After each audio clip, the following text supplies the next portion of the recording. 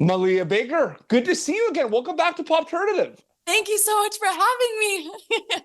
It's been a minute. There's It's been a been, lot how's your going on. 5 years been? 6 years now. Shoot. I know it's so crazy. It is. It's really exciting because, with this film, this thriller, The Hair of the Bear, it's one of those things where it's all storytelling at the end of the day, but you have worked in these like comedy worlds and these fantasy worlds. Does the mindset change a lot working on a thriller like this compared to past things you've done, or is it all storytelling at the end of the day? I think it's all storytelling. I think it's storytelling through a different lens. Such a great question, though. I think, like Descendants and Babysitter's Club, for example, those are lenses that I think that I can relate to, especially in those moments of my life of Babysitter's Club. I was a middle schooler. I was 12 years old. I was going through my first kiss at the same time she was. And so that lens felt as awkward as it did in the moment, and it was authentic in that sense. And then when Hair of the Bear came around, it was like, okay, this is feeling like a lens of a thriller, a lens of anxiety. And I think just kind of being grounded in that has been an interesting thing to kind of continue to pursue with different varieties and genres in the film industry. Absolutely. That script to screen journey really interests me because at some point you're going to get the script for this and you kind of could use it as kind of a textbook and research as much as you can. But you can only, I feel like, envision as much as you can until you get there, right? You can picture what it's going to look like, but when you get there, I feel like it really kind of sinks in. What was that script to screen like journey for you on this film? Reading everything and then getting there and seeing everything come to life. It was wild. I mean, I think the biggest thing for me was what was this bear fur gonna look like? In my Mhm. head, it had always been this brown bear for some reason. And so when I got to the set, I was like, it's a black bear. This is not what I was envisioning. I don't know how I feel about this, but it was so much fun. The creative team did such an incredible job in making sure that the script stayed authentic and stayed true to what everybody was envisioning. It really felt like a passion project in the sense that everybody was at the top of their game and everybody wanted to be the best in whatever they were contributing to the film. Whether that was props and like set deck. We had this one scene where like I pop a sardine lid and I like take down a bunch of anchovies, and our prop people, they like made it like applesauce and like sliced apples. They're not actual sardines. I didn't take that. But it looks incredible and it looks real because they were committed and dedicated to what they wanted to do. And same with like the bear fur. Brenda, our costume designer, was incredible in like making sure that it was this custom fur brought on. She was working on it for like a year. So I've just felt honored to be able to contribute with that team because they were all top of their game. Absolutely. This film is going to be available to go see in Canada in select theaters. So it's going to be available. People are going to be able to see it in the movie theaters. You have been part of projects for streaming. You've been part of projects like there's been projects that like there's different ways we watch things, right? There's like the film festival, and then everyone goes to see it, and then are able to watch on streaming. I know when you're an actor, you try not to think about the audience because you're kind of in the present of the zone of the character, but from a storyteller perspective, with all these different ways we watch things now, do you feel like you're thinking about the audience a lot more in your kind of journey as a storyteller of like how people are going to watch the thing you're making? Like it's interesting to think about. Yeah, no, that's a really great question. I don't think I've thought about it like that before. I think that there's a level to it of course, an experience for me is different in a theater than it is at home. When I'm Mhm. with my family, it's like, okay, let's like nobody, this is either going to be a good movie, we're going to commit to sitting down and nobody's going to go to the washroom during it. Or this is going to be one of those films or one of those any sort of entertainment where it's like it's okay to grab like a bucket of popcorn midway through. And so that kind of goes through your head as you are on set and as you are kind of going through it of like make it worth it, make it really good. Do not make somebody inclined to go get the bucket of popcorn. But I think it really all is up to like staying true to how you want to be presented and represent yourself on any Yep. screen. And I think having that be the kind of standard of like any screen I want to be interesting, I think has been the mindset at least to gravitate towards because yeah, at the end of the day, I can't control if somebody grabs a bucket of popcorn. Unfortunately, it just happens. People get hungry.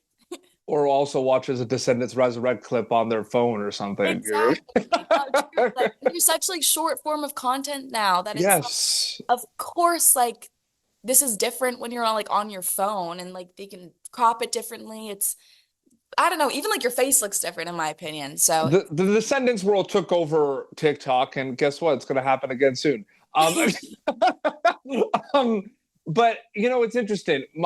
That's so well said, and I feel like those are things that you think about afterwards. But I'm going to ask you this now, and I'm really curious to what your answer is. And you can answer this with Hair of the Bear. You can answer this just in general. But my filmmaker had asked you this question, Malia. So I'm wondering where you think about this. So we're going to see, a scene in this film or in Descendants Rise of Red where it's like a couple of minutes, it's like a dialogue scene, and then it's like 2 minutes in runtime, and then it goes to the next scene, right?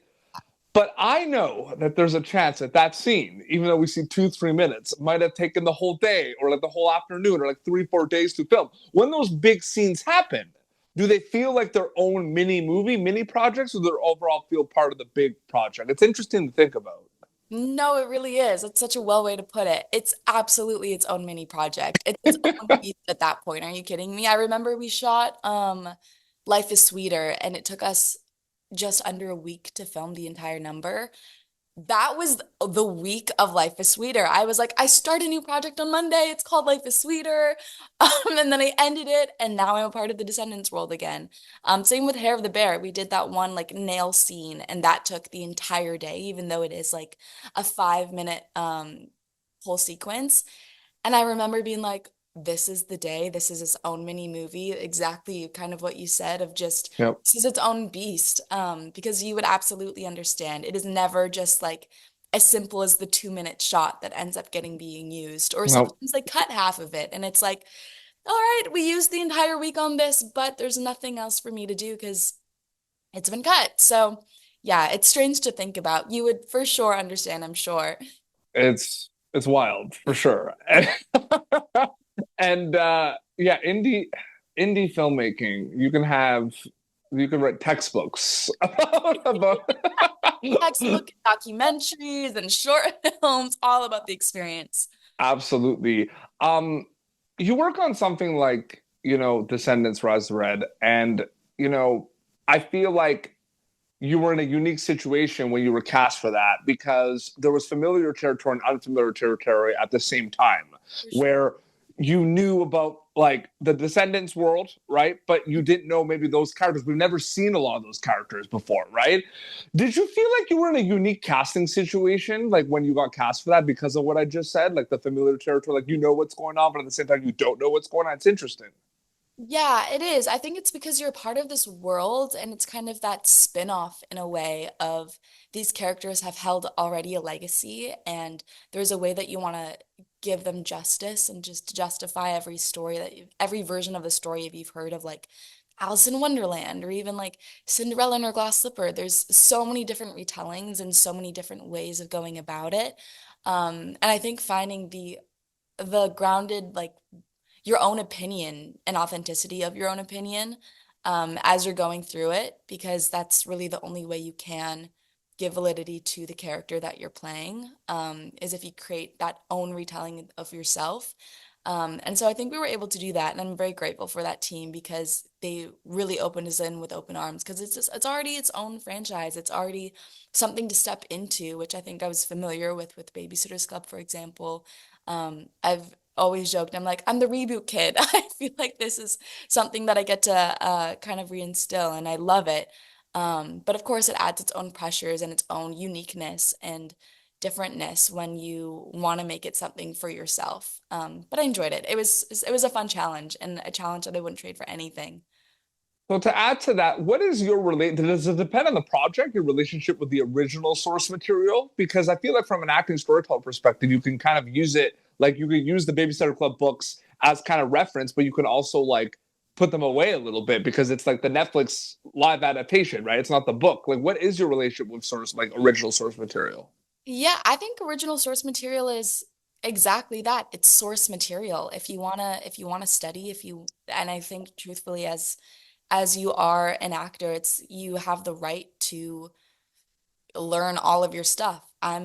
I was a big schooler. I was a nerding out in a lot of genres, and so I think this felt like another one that I was like, it's like film class. It's like I can really get into everything, and with that, you can kind of not only create your own story. I think it's harder when you have something so perfectly put out for you. Of Babysitter's Club, for example, you have these characters fleshed out over hundreds of books that people have fallen in love with, and the one thing that remains the same is the character and who they are at their core.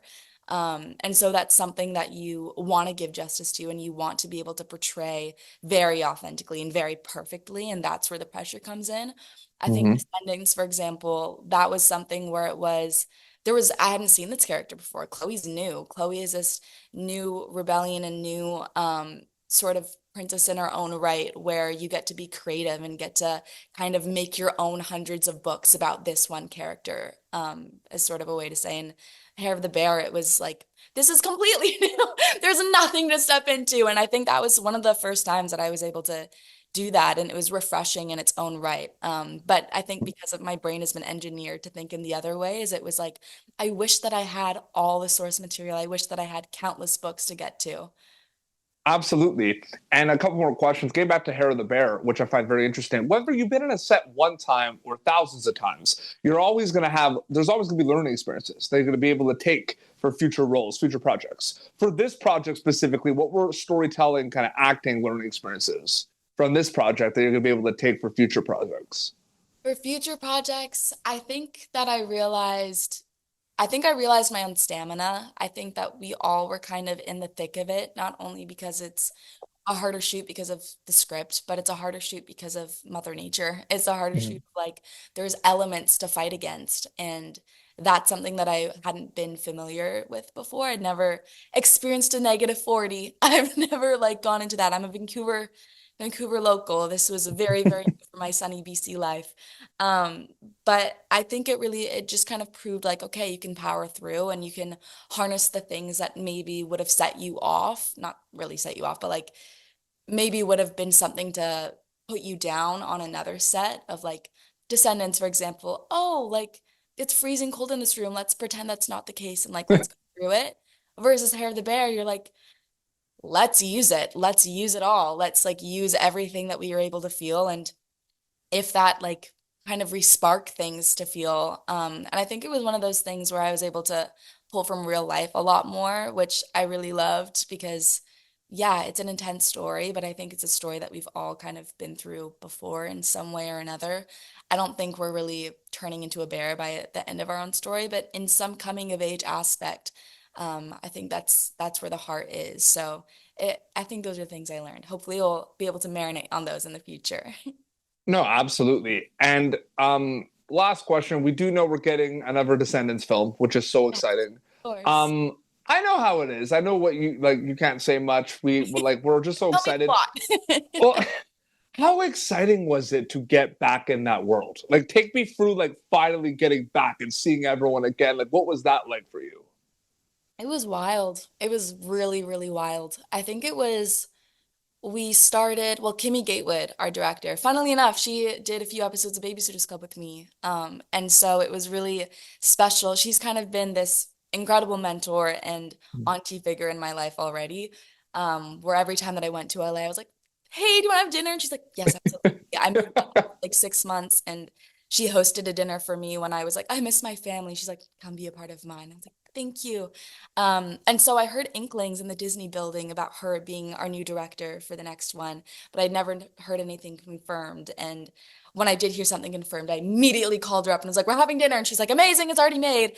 And I think it was just like that kind of sparking. I think that was in 2024. Yep. We were able to, it was like later 2024. And then by 2025, February, we were on the ground in Vancouver shooting everything. And it was special because we were able to actually go to where they were able to shoot the first few Descendants movies. And as avid fans, we were all just so stoked and excited. It felt like we were all part of this like tourism retreat for Descendants, which was cool. And we have a lot of new characters. So it was me and Kylie really that were like in it together and we were figuring out the whole thing and kind of holding each other's hands the whole time, just being like, Oh my gosh, this is not only a new adventure for us, but we're a part of this whole new family now too. And as nervous as I'm sure it was for the other people joining in, like in this newer one, it was also nervous for us of like, oh my gosh, we want to fit in with you guys. You guys are like the new crowd to fit in with. Yeah. And so it was really, really special to be able to not only do that with an incredible team, but with her. And having everyone's talent shine in their own ways is so cool to watch because it is such a dynamic. Putting on the blue wig again for the first time is so wild. It's literally, I was wearing a costume that I had when I was 15 years old. So it was definitely like I don't know if this fits the right way anymore. But it felt full circle for sure. I'm excited for people to see it. Absolutely. I remember when the first one was announced, and you were announced for the first one, and I was like, yes, because like I know how much work goes into this. You know what I mean? So that's like the best feeling ever, right? Like you get that call that you're gonna be a part No, of that oh my world. gosh, literally the best. I was like, I missed that feeling, dude. That's a really nice feeling. Call me up. No, truly. Absolutely. But no, I'm so happy for you. Congratulations on everything. Thank I can't you. wait to see the new Descendants movie. But you know, Hair of the Bear is going to be in theaters in Canada, so people can check that out. It was so great chatting with you again. Thank you so It much. was so nice talking to you. Thank you. You asked amazing questions. I was like, whoa, this is really getting me thinking. Absolutely. I remember last time we talked too. We were talking about like Babysitter Club and shows, and sometimes like our past interview, we had a lot of laughs because we were talking about the fact that sometimes they'll do like a pilot, right? Yeah. But then they take a break, and then people come back for episode 2, 3, or 4. And we're talking about the fact that it's like in episode 2 they look older. That's crazy. It's like it's puberty. Absolutely. But yeah, your Instagram account is just your name, right? For people to keep up to date Yes. with everything. Oh, yes, that's it. Awesome. Well, this has been Pop Turn. YouTube.com/Pop Turn for previous episodes. So last time, this was Malia Baker at Peter Beats. Signing off. Thank you for tuning in to Popternative. Make sure to check out our past episodes of Popternative on YouTube. This has been an Autograph Communications production.